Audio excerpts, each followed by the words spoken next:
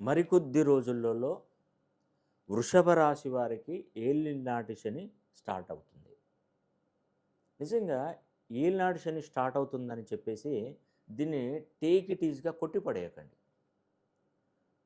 గమనించండి. ఆ శని ప్రభావం మన మీద పడకుండా జాగ్రత్తలు తీసుకోండి. అవునండి. ఇప్పుడు వర్షం వస్తుందన్నప్పుడు మనం ఏం చేస్తామండి? పైనున్నటువంటి బట్టలన్నీ ఆరేసిన బట్టలు తీసుకొచ్చి ఇంట్లో పెట్టుకుంటాం. పైన ఒడియాలు గానీ, ఏదైనా పైన ఎండబోసినటువంటి ఒడియాలను కూడా తీసుకొచ్చి ఇంట్లో పెట్టుకుంటాం.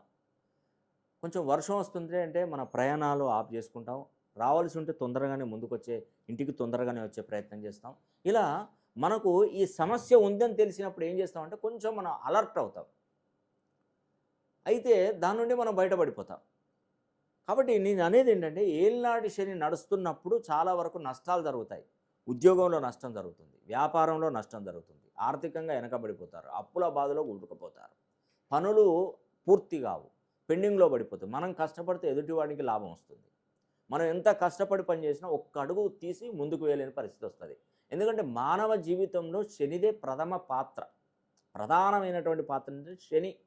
ఈ 7.5 సంవత్సరాలు ఎంతోమంది శని ప్రభావంతోని కోటాను కోట్లు కొల్లగొట్టిన వాళ్ళున్నారు. కోటాను కోట్లు పోగొట్టుకున్న వాళ్ళు కూడా ఉన్నారు.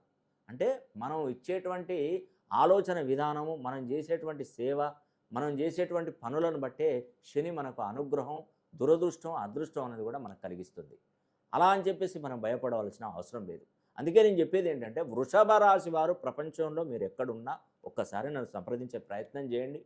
చేస్తే నేను వివరంగా మీ యొక్క జాతక కుండలిని క్షుణ్ణంగా పరిశీలన చేసి మీరు పుట్టినప్పుడు ఉన్నటువంటి గ్రహాల స్థితిగతులను చూసి, ఇప్పుడు ప్రజెంట్ గోచారంలో ఉన్నటువంటి స్థితిగతులను చూసి, గురువు యొక్క ప్రముఖ పాత్ర ఏ విధంగా ఉంది అది చూసి, మిగతా మొత్తం 9 గ్రహాల యొక్క పాత్ర మీపై ఎలా ఉంది అన్నది కూడా క్షుణ్ణంగా పరిశీలన చేస్తాను. చేసి దానికి సంబంధించినట్టు చిన్న చిన్న రెమెడీస్ చెప్తాను. అదొక్కసారి చేస్తే శని 7.5 సంవత్సరాలు ఇక మిమ్మల్ని వేధించదు. మనకు ఖచ్చితమైనటువంటి ఫలితాలు మీకు తప్పకుండా అందే విధంగా నేను చేస్తాను. వృషభ రాశిలో జన్మించినటువంటి వారు ఒక్కసారి నన్ను సంప్రదించండి. మీరు డైరెక్ట్‌గా హైదరాబాద్‌లో ఒకే రోజు అందుబాటులో ఉంటానండి.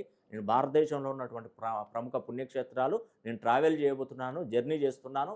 కలి కల్మష నాశన మంత్ర హోమం గురించి 27వ తారీఖు 3వ నెల 2026లో జరిగేటువంటి ఈ హోమానికి ప్రతి ఒక్కరూ మీ పేరు గోత్రనామాలు పంపించండి. అదృష్ట రత్నాన్ని నేను మీకు అందజేయబోతున్నాను. అది పూర్తి స్థాయిలో ఉచితంగానే ఇస్తున్నాను. కాబట్టి మీరు హోమానికి మాత్రమే మీరు పే చేయవలసి ఉంటుంది. నేను భారతదేశంలో ఉన్న ప్రముఖ పుణ్యక్షేత్రాలలో ఈ అదృష్ట రత్నాన్ని పూజిస్తున్నాను. ఎందుకంటే ఈ సంవత్సరం గురు